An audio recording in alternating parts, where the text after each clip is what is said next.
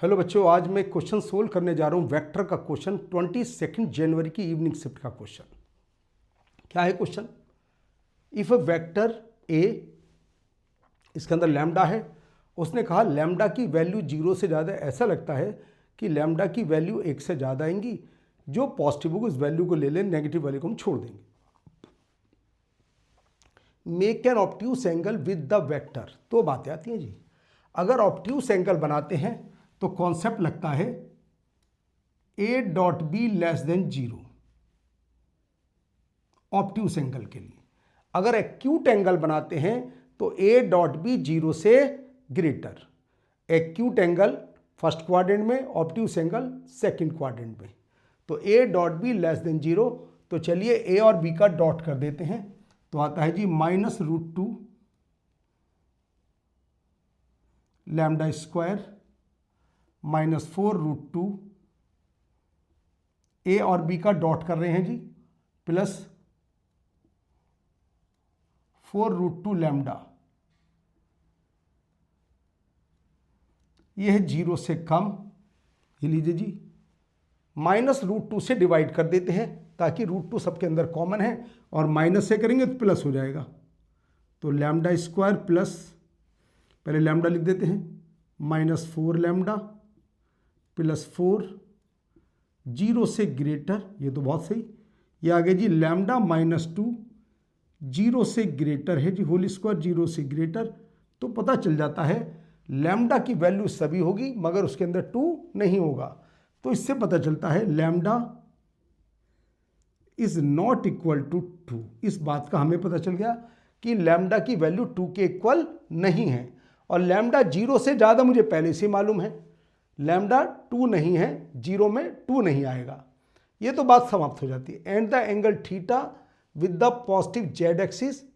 अच्छा जी, ये कहता है जो वेक्टर ए है, बी से तो ऑब्ट्यूस एंगल बना रहा है और जेड एक्सिस से थीटा एंगल बना रहा है। जेड एक्सिस से थीटा मतलब क्या? जेड एक्सिस से थीटा बना रहा है। तो मैं ऐसे कह सकता हूं जी, ए डॉट के मोड ए मोड के कॉस थीटा, ऐसे बोल सकता हूं जी मैं। ध्यान से देख लीजिए, कहता है वेक्टर ए वेक्टर बी से तो ऑब्ट्यूस एंगल बना, and an angle theta with the positive Z axis. Positive Z में के होता है, तुम्हें ध्यान होगा के होता है उसके अंदर। के क्या है? के कैप। ये वेक्टर, ये कैप है, तो मुझे ऐसे नहीं लिखने का अधिकार, ऐसे लिख सकता हूं। क्या? के कैप को देखो जी, के कैप को मुझे लिखने का अधिकार है वेक्टर के अपॉन मोड के, और मोड के होता है 1। तो vector A is equal to 1। तो के कैप, तो यहां पे लिखने का तरीका मेरा गलत है। वेक्टर ए और वेक्टर के, देखिए जरा कैसे, ऐसे नहीं लिख सकता मैं, ऐसे लिखना होगा मुझे। के का यूनिट वेक्टर 1 होता है, ऐसे लिखना होगा मुझे, वेक्टर ए डॉट के मोड ए मोड के कॉस थीटा। मोड के 1 होता है, जरा ए और के का मल्टीप्लाई लैम्डा, और मोड ए कितना है जी? 2 + 1 + लैम्डा स्क्वायर। ये आ गया जी कॉस थीटा। तो लीजिए जी, कॉस थीटा की वैल्यू आती लैम्डा अपॉन 3 + लैम्डा स्क्वायर। ये मेरे पास आ जाती है जी कॉस थीटा की वैल्यू। कॉस थीटा क्योंकि वेक्टर ए से जेड की पॉजिटिव डायरेक्शन के बीच का एंगल थीटा है, जेड की पॉजिटिव डायरेक्शन के बीच का एंगल थीटा है। ये कंडीशन आ जाती है मेरे पास सोल्व होकर के। अब कैसे करूं इस कंडीशन को? क्योंकि मोड के 1 होता है, कोई इफेक्ट नहीं पड़ता। तो जब अगर कहीं पर यूनिट वेक्टर होता है तो वहां पर ऐसे करना चाहिए तुम्हें, A cap dot K cap is equal to cos theta. दोनों के वेक्टर से डिवाइड कर देते हैं, क्योंकि ए डॉट के था। लिखने का तरीका ये गलत है, फिर बता देता हूं, ऐसे नहीं लिख सकता मैं पेपर के अंदर। क्योंकि मुझे वेक्टर का फॉर्मूला मालूम है कि है यूनिट वेक्टर, या तो उसे वेक्टर में कन्वर्ट करो, जो सही तरीका है, वरना आगे जाकर गलती हो सकती है। तो मान लीजिए A cap dot K cap is equal to cos theta. A cap कितना है जी, और के कैप से मल्टीप्लाई, तो लैम्डा अपॉन अंडर रूट, ये आ गया जी 3 प्लस, बात वही आएगी मगर कॉन्सेप्ट गलत है, ये लगाइए कॉस थीटा। अब आगे कैसे सोल्व करें, हमें थीटा मालूम है जी π/2 से π/6, यानी कि थीटा π/2 से π/6 है। जब कॉस अप्लाई करते हैं तो इनइक्वालिटी का साइन चेंज हो जाता है, या कह लीजिए जिनमें भी सी होता है कॉट कॉस कोसेक, वहाँ पर इनइक्वालिटी का साइन चेंज हो जाता है। तो कॉस थीटा ये तो ऑलवेज पॉजिटिव है, इसके बाद छोड़ेगा, तो मैं लिख देता हूँ lambda upon root 3 plus lambda square less than root 3/2। बात को ध्यान से देख लीजिए, क्योंकि कॉस थीटा की वैल्यू ये तो पॉजिटिव है ही ऑलवेज, देखो लैम्डा 0 से ज़्यादा, नीचे रूट ऑलवेज पॉजिटिव। अब इसको सिंपल स्क्वायरिंग कर देता हूँ क्योंकि दोनों साइड में पॉजिटिव है।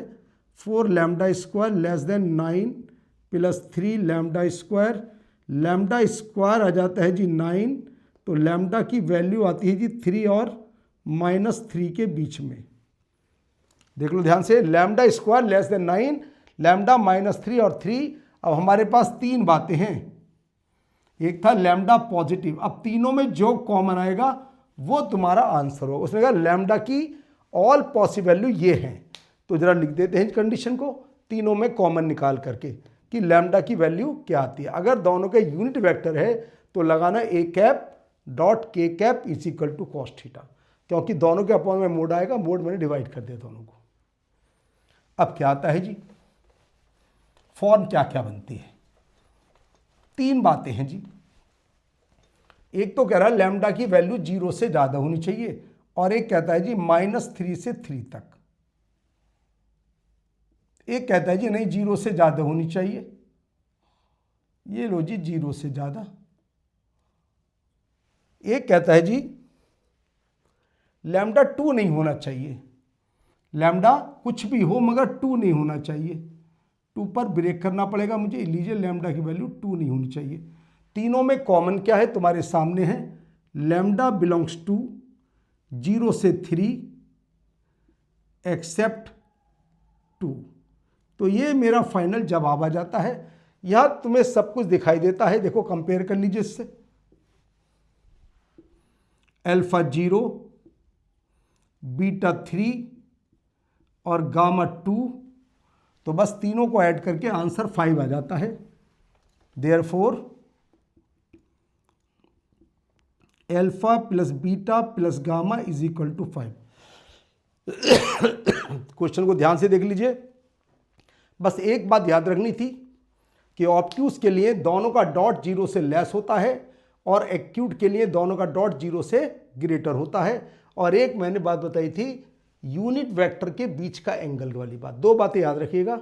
इसके बाद क्वेश्चन में कुछ भी नहीं था, कैलकुलेशन करनी थी, बस ये दिया था लैम्डा, तो हमने कंपेयर करके अल्फा 0 बीटा 3 गामा 2 निकाला, तो मेरा क्वेश्चन का आंसर आ गया 5।